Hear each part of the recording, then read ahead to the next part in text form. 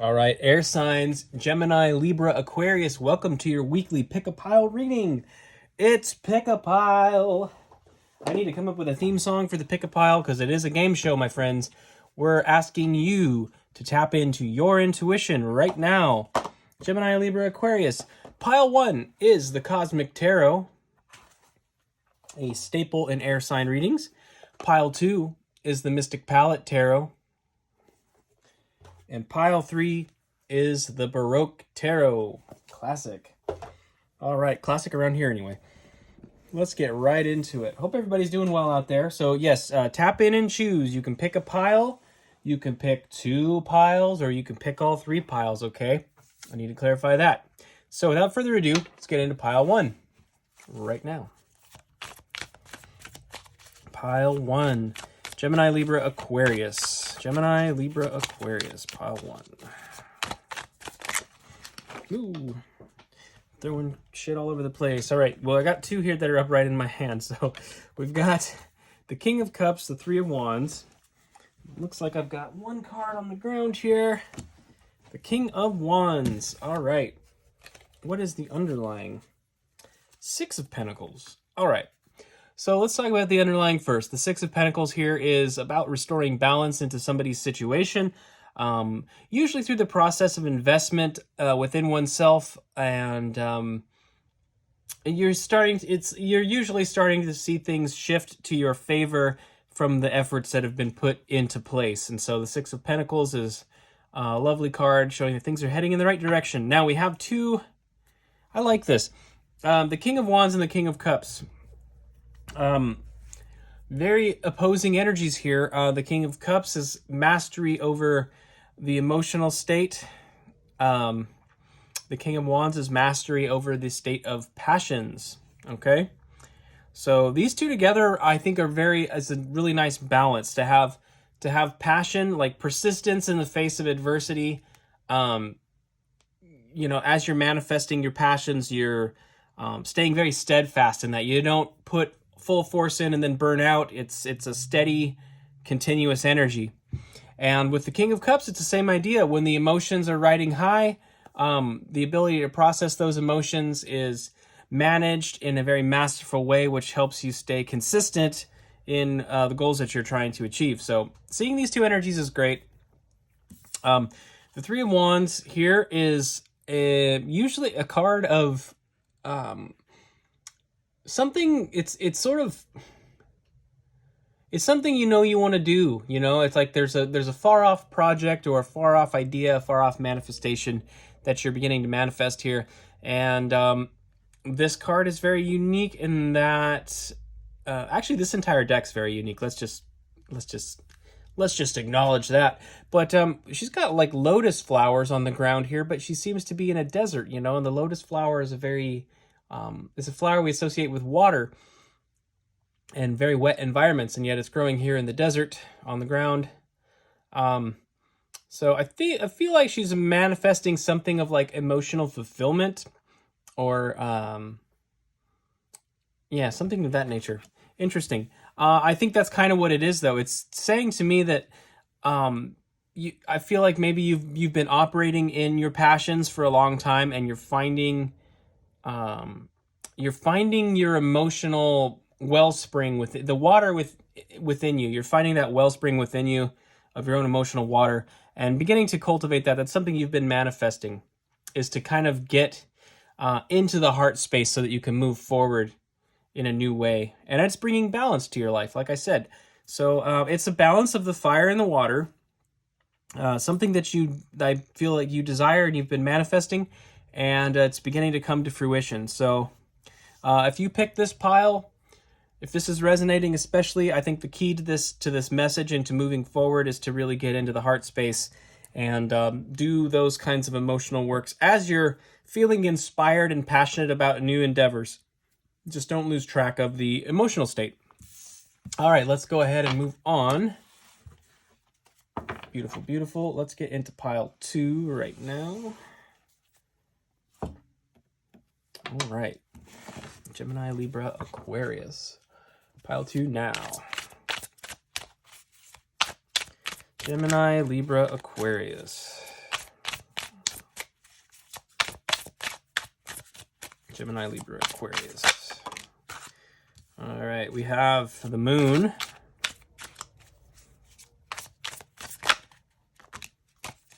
And we have the Page of Pentacles and the Queen of Pentacles. The Moon, the Page of Pentacles, and the Queen of Pentacles. Underlying the deck is the Hierophant. The Hierophant, yes. The Hierophant is the mentor. It's the established routines. It's a card of traditions and authority figures and institutions, also mentors and learning. Learning from others, higher learning.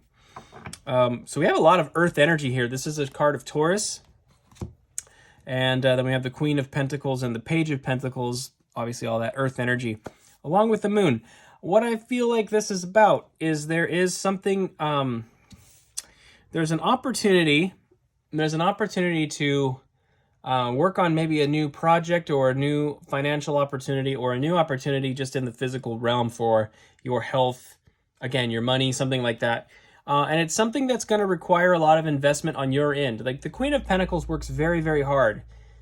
She's a very diligent worker, very conscientious of creating and maintaining her kingdom, the environment that she wants to be in. She works for that. Very, very down to earth, obviously. So there's an opportunity that requires, I would say, pretty consistent effort on your part. And it is something that you really want. This is the card of hopes, dreams, fears, and the inner feminine too. It's the unknown, things not seen, right? And also a reflection. The Moon being a reflector of the sun. It's a reflection into our inner world that we get from the outer world. So it's something, I feel like there's an opportunity that you really want. Something that you'd have to work for. Maybe the work feels daunting. There could be some fear of if you can pull this off or achieve it. I'm feeling like you can. I think the capacity to do it is certainly there. And I would say that if that is making sense to you and that's resonating, you may want to be seeking advice from a mentor of some kind regarding the specific thing. So you have an opportunity maybe for a new career path, maybe something a little different than you typically would do, and you don't have the experience yet, so you don't exactly know what you're getting into, and it causes all that anxiety and everything. But you do have help here. You have people available to you who can help you understand the path you're on and work towards achieving that goal. So I would definitely say go for it. Just be looking for those people that are there to lend a helping hand for you. And, looking at this card, this Moon card, we have, we have the dog on one side and we have the wolf on the other. And there's a balance to be struck. It kind of reminds me of pile 1, where I was talking about the King of Cups and the King of Wands. There's a call to both energies here to be in balance. The wolf is going to get what they want to get. The dog is typically very loyal to a master. The thing about it is that I need to point out, though, is that wolves are also pack animals, and they do work in a structure. They work in a hierarchy. And as does a dog. So even though one appears to be very docile, the other appears to be very vicious and, an apex predator animal.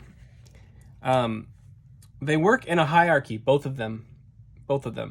So if you are feeling like you've been treated like a dog and you're trying to upgrade into like wolf energy and you want to get out there, you're hungry like the wolf, is like to quote Duran Duran, right?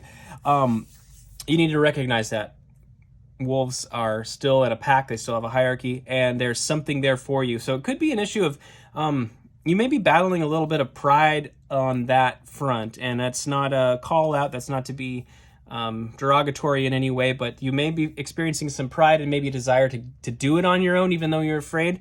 But I feel like the cards are suggesting that perhaps lay the pride aside for this, because it's going to require a lot. This new lifestyle, this new environment is going to require a lot of effort and energy and diligence on your part. So any help you can get from the external is a good thing. and it just may require you to put the ego aside slightly to get into that energy. So excellent, brand new opportunity coming in. I think that's beautiful, and I think we'll go ahead and move on now. All right. Yeah, don't be afraid. Don't be afraid of authority figures. And I'm one who likes to be very stubborn, so I mean, I'll try to take my own advice too, and I understand it. If that resonated, I totally understand your sentiment if you're feeling like you don't want to do that. Okay? So no judgment from me. But all right, let's go ahead and get into pile 3 right now. Pile 3. Gemini, Libra, Aquarius, pile 3. We are kicking it off with the 6 of Wands. All right, 6 of Wands is beautiful. Love that.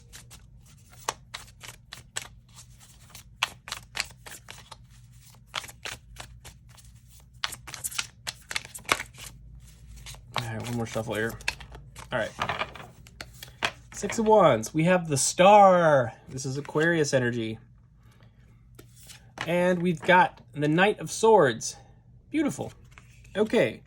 6 of Wands, the Star, and the Knight of Swords. Underlying energy is the Page of Cups. Okay.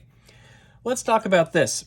Let's talk about these two in particular. The Knight of Swords and the Page of Cups. The Page of Cups can be seen in a few different ways. The pages are messengers, traditionally. So when we think of the Page of Cups, even though it's a card that can represent manifestations and your own energy, I feel like this is an external thing. This was my intuitive hit, and if you've been around the channel, you know that I tend to associate all the cards with you, dear viewer, generally speaking. But this time it feels like somebody else. This Page of Cups is bringing you an offer.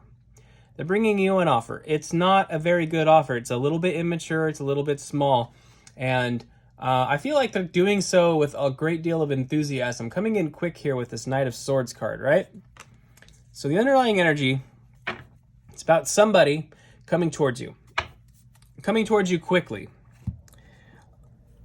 Here's what we need to focus on if you chose pile 3, is this right here. The 6 of Wands and the Star. This card is a card of returning from a battle or from a conflict victorious and being exalted too. This is a king returning from battle, and all the people in the town are there to, pay their respect and adoration to this person. Now, this is your energy, and this is your energy, the Star. This is Aquarian energy, but it's your wish upon your star. It's the realization that you're the star of your own show, and it's also the realization that oftentimes we bear water. The Aquarius is the water bearer, and it's like you're carrying the burden for other people, the emotional energy of others. Carrying the emotional energy of others. What I'm seeing here is there's something about a manifestation that you have that is going to come true. You are the star of your own show. You are entitled that. You're owed that in a sense that you have every right to be what you are. And so being your authentic self is absolutely critical. And I feel like you're beginning to succeed in that. Now, when that happens, usually when people really get into their authenticity, it causes a lot of attraction in the external world. And so people come out of the woodwork. You'll start to get people coming towards you with offers. And I feel like it's really important to use your discernment on this and not rush into anything, basically. So if you chose pile 3, I really feel strongly that you are on the right track. You're definitely on the right track. Things are going exactly where they need to go. But be mindful of things coming towards you. Don't jump into anything. In other words, let's put it in the context of relationships, because usually if you're watching tarot, you're probably looking for a relationship. It's kind of seems to be a thing. Obviously not all of us out in tarot land are single, but you know how it is. It's a thing. So no judgment from me, but I'll talk about this. You're manifesting, say you're manifesting a partner. You've started to do the work, you're manifesting a partner. You start to recognize the fact that loving yourself is the quickest way to attract more love into your life. You start doing that alchemy. You start working. You start recognizing, I actually don't need anybody. I'm actually okay. if no one ever came into my life, I would still be okay, because I know that I made the decision not to settle for less, not to settle for an abusive relationship, or a relationship where the other person doesn't do anything and I wait on them hand and foot, or whatever it is, right? So you're here. You're in this energy. You're starting to have that victory. You're having that realization where that inner conflict is coming to a resolve, and you're actually starting to kind of emerge victorious within your own mind, in a sense, and recognizing the fact that you don't have to settle. When that starts to happen, people will come out of the woodwork. I guarantee it. I guarantee it. Just because people come out of the woodwork doesn't mean you have to go out with or date the first person that comes towards you. And this could be career too. The first job offer you get, you don't have to take it, okay? Bear that in mind. Something is going to come towards you with a lot of speed and intensity, but it's like it when they finally arrive, it's like it's not a boy, okay, fine. It's not the stud that you were looking for. It was a dud, you know, as they say. Yeah, you know, the person is riding in on this horse swiftly, like aggressively, with all this armor on, and they look all huge and shiny with the armor on, and they take the armor off, and then just like this little guy who's like, "Hey, do you want a sardine? Do you want this sardine?"